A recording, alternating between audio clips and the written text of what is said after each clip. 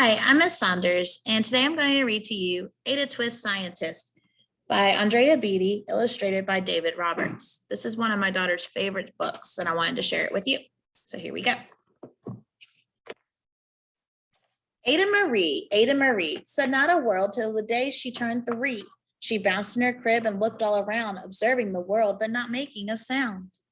She learned how to climb and made her big break with a trail of chaos left in her wake. She ran through the day, chasing each sound in sight, and didn't slow down till she conked out at night.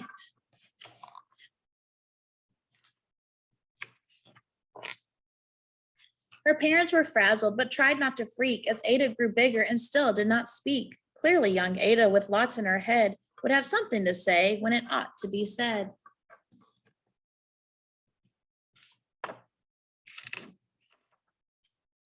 That's just what happened when Ada turned 3. She tore through the house on a fact-finding spree and climbed up the clock just as high as she could. Her parents yelled, "Stop," as all good parents would.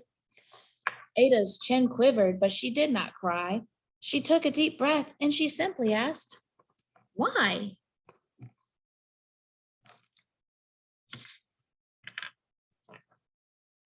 Why does it tick and why does it talk? Why don't we call it a granddaughter clock? Why are there pointy things stuck to a rose? Why are there hairs up inside of your nose? She started with why, then what, how, and when. By bedtime, she came back to why once again. She drifted asleep as her dazed parents smiled at the curious thoughts of their curious child who wanted to know what the world was about. They kissed her and whispered, "You'll figure it out."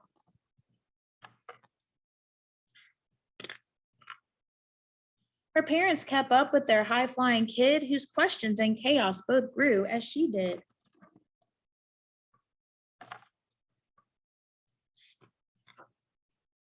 Even Miss Greer found her hands were quite full when young Ada's chaos wreaked havoc at school. But this much was clear about Miss Ada Twist. She had all the traits of a great scientist.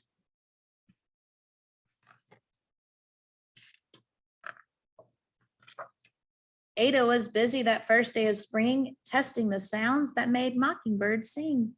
When a horrible stench whacked her right in the nose, a pungent aroma that curled up her toes. "Zowie," said Ada, which got her to thinking, what is the source of that terrible stinking? How does a nose know there's something to smell? And does it still stink if there's no nose to tell? She rattled off questions and tapped on her chin. She started at a start where she ought to begin. A mystery, a riddle, a puzzle, a quest. This was the moment that Ada loved best.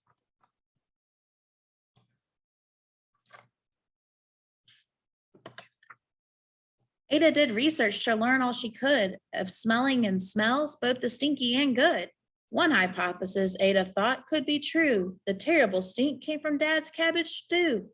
She tested and tested, but soon Ada knew it was time to come up with hypothesis 2.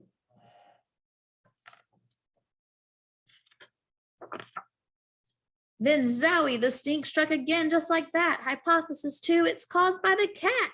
The cat couldn't make such a stink on its own. It needed perfume and some fancy cologne. So young Ada tested. The test was a flop.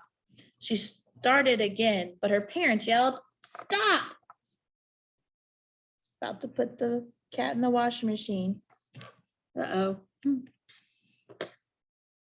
Ada Marie, to the thinking chair now. By the time we count 3. "Enough," said her mother. "That's it," said her dad. Her parents were frustrated, frazzled, and mad. "Why?" Ada questioned. Her mother said, "No." "What?" Ada queried. Her father said, "Go. You've ruined our supper. You've made the cat stink. Enough with your questions. Now sit there and think." She looked at her parents. Her heart turned to goo. Poor Ada Twist didn't know what to do.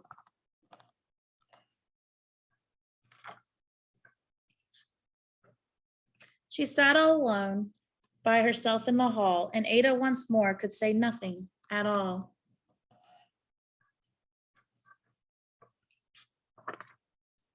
And so Ada sat, and she sat, and she sat, and she thought about science and Stu and the cat, and how her experiments made such a big mess. Does it have to be so? Is that part of success?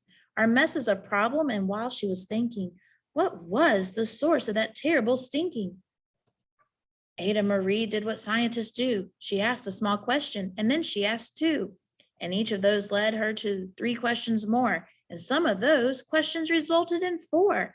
As Ada got thinking, she really dug in. She scribbled her questions and tapped on her chin. She started at why, and then what, how, and when. At the end of the hall, she reached why once again.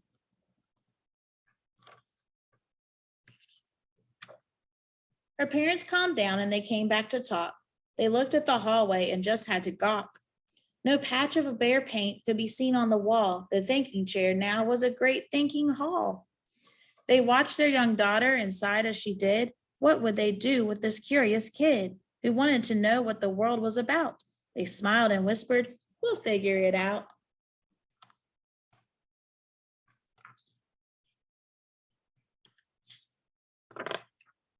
And that's what they did, because that's what you do when your kid has a passion and heart that is true. They remade their world. Now they're all in the act of helping young Ada sort fiction from fact. She asked lots of questions. How could she resist? It's all in the heart of a young scientist.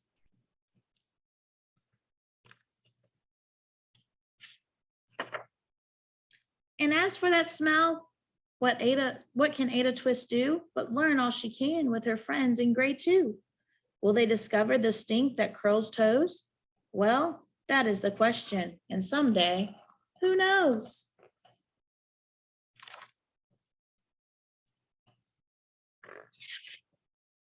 All right.